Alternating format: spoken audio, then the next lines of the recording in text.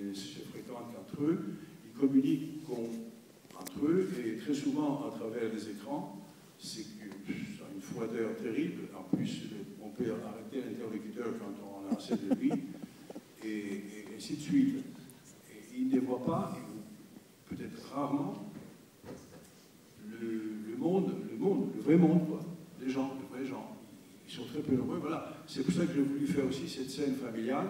Et au bout d'un moment, il ne peut pas supporter ce monde-là.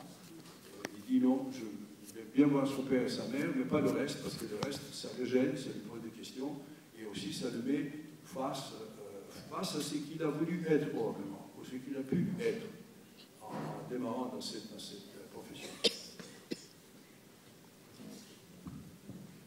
Vous avez une question avant de vous passer le micro. Finalement, il n'y a qu'une personne qui s'élève dans le domaine, dans ma famille. Le prêtre père de Marc Meuil nous dit, bon, c'est ton nom. Finalement, est-ce qu'on n'est pas tous devenus dans une société un peu passif? Finalement, on va plutôt regarder le gagnant. Et puis, bon, ceux qui commencent à dire, bon, c'est pas bien, on l'écoute pas trop, parce que d'une certaine façon, c'est le loser de la société. Est-ce que je me trompe ou c'est une idée? Vous parlez de l'oncle? Oui. Non, l'oncle, c'est un personnage que moi j'admire beaucoup, mais c'est comme beaucoup de ces personnages qui sont beaucoup milité pour une société meilleure, etc. Ils se trouvent aujourd'hui à une situation qui n'est pas celle laquelle ils avaient rêvé. Voilà. Mais il reste quand même un homme profondément honnête et il se trouve devant ces murs qu'est la finance, parce que je crois que je lis dans certains livres, même dans un livre d'un célèbre banquier, qui a dit que la finance aujourd'hui, ou plutôt la démocratie pour la finance, c'est un placebo local, c'est-à-dire ça ne sert à rien, ils font ce qu'ils veulent. Donc l'oncle et quelques autres, et beaucoup d'entre nous probablement, se trouvent dans cette situation-là. Malgré les bons sentiments, malgré l'activité de militant qu'il a pu avoir dans le passé, il est vrai aussi que d'autres idéologies n'ont pas donné les résultats que l'oncle voulait. Au contraire, ils ont été dans le mur, disons-le franchement. Voilà. Et il y a cette génération nouvelle, vraiment des vrais loups de la société, qui proposent autre chose, qui semble ressembler un tout petit peu au rêve de l'oncle, mais qui n'ont rien à voir avec le vrai rêve de l'oncle. On va peut-être oui. dire des questions. Moi, j'ai un micro.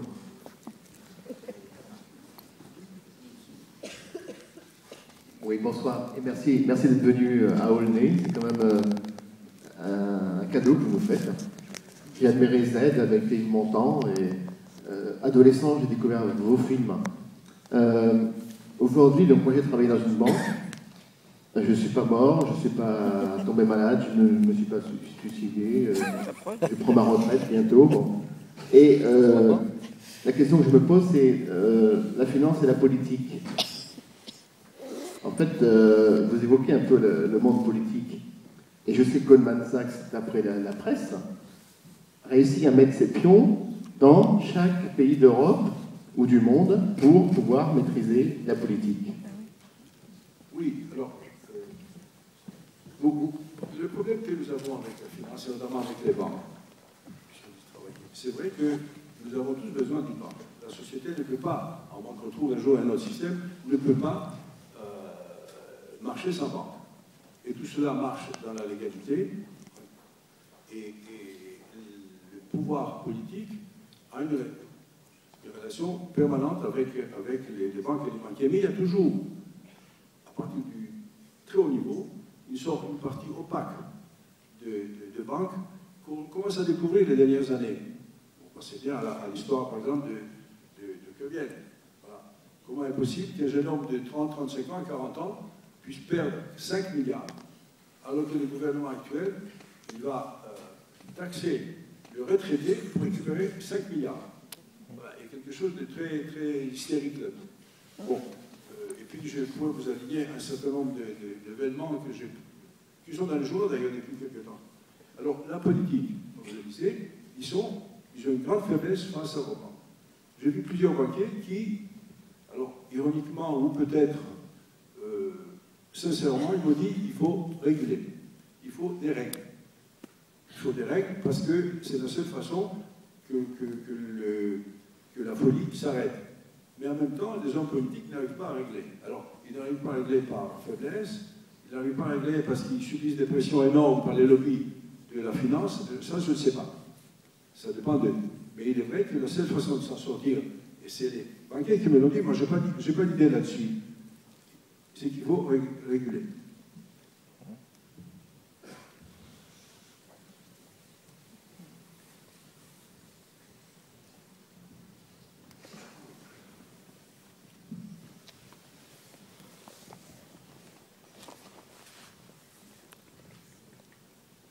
Monsieur, excusez la question qui va vous paraître un petit peu abrupte peut-être. Vous êtes grec, je crois? Je suis né grec, mais je suis citoyen français depuis plus de 50 ans. Est-ce une coïncidence malheureuse ou est-ce que la crise grecque a été un détonateur pour la réalisation de ce film? Non, pas du tout. J'avais commencé, comme je vous le disais, bien avant. Je voulais faire un film sur la nature humaine et puis aussi sur la relation que nous avons avec l'argent. Parce qu'il ne faut pas se cacher, l'argent, qui est un moyen de communication formidable, inventé par les hommes il y a des milliers d'années, il est en même temps un moyen corrupteur extraordinaire, peut-être le plus grand. Voilà, c'est ça qui m'avait intéressé toujours.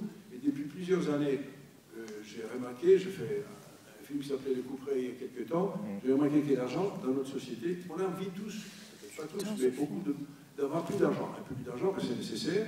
Et plus on a d'argent, plus on a envie de l'argent.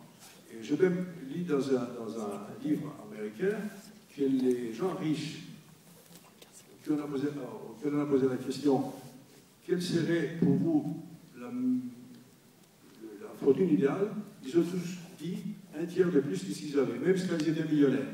Donc il y a quelque chose dans la nature humaine absolument curieuse. Il est vrai que l'argent donne beaucoup de plaisir, évidemment.